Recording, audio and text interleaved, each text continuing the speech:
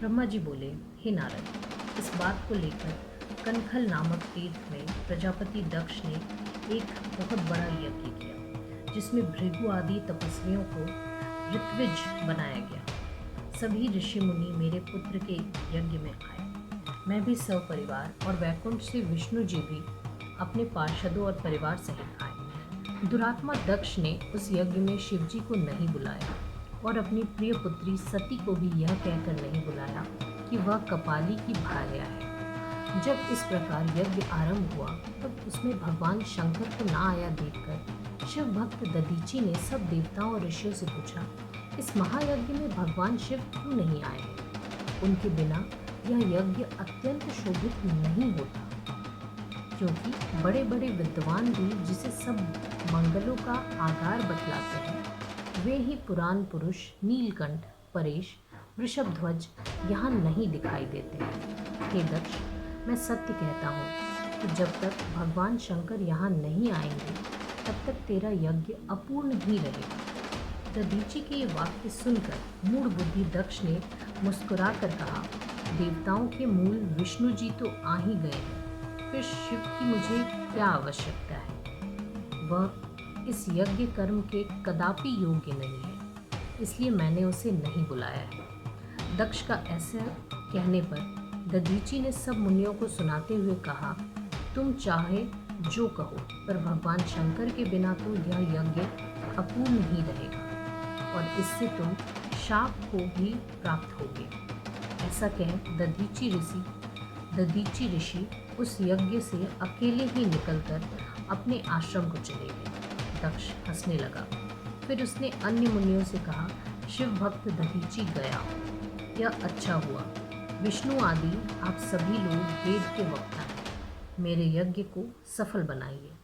हे मुनीश्वर, यह तो दक्ष शाप की कथा मैंने तुम्हें सुनाई।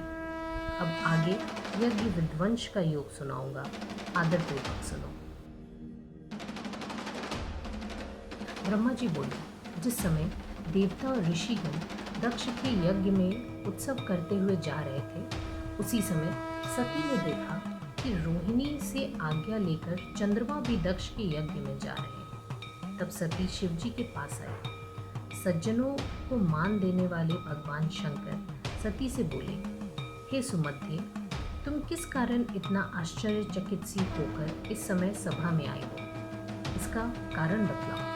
तब सती शीघ्र ही हाथ जोड़ प्रणाम करती हुई शिव जी से बोली, मैंने सुना है कि मेरे पिता ने एक महायज्ञ रचा है, जहाँ इस समय बड़ा उत्सव हो रहा है। सभी देवता और ऋषिगण उसमें एकत्र हुए हैं। आप मेरी प्रार्थना से सब काम छोड़कर मेरे साथ पिता के यज्ञ में चलिए। सती के ये वचन सुन शिव जी इस प्रकार प्रिय वचनों में बोले, हे देवी, तुम्हारे पिता दक्ष मुझसे विशेष वैमनस्य रखते हैं, इसी कारण उन्होंने मुझे निमंत्रण नहीं दिया है। और जो बिना बुलाए दूसरों के घर जाते हैं, वे मरण से भी अधिक अपमान पाते हैं।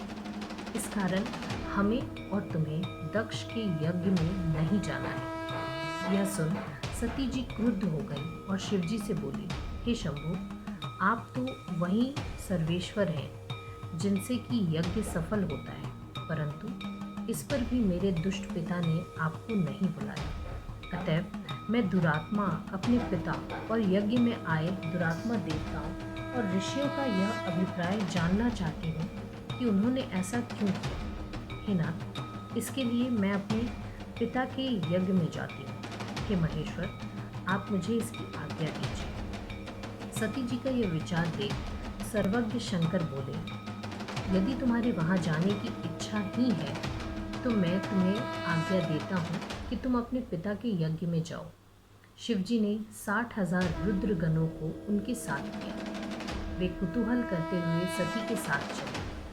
उनके मुखों से निकले हुए आनंदित शब्दों से तीनों लोग व्याप्त हो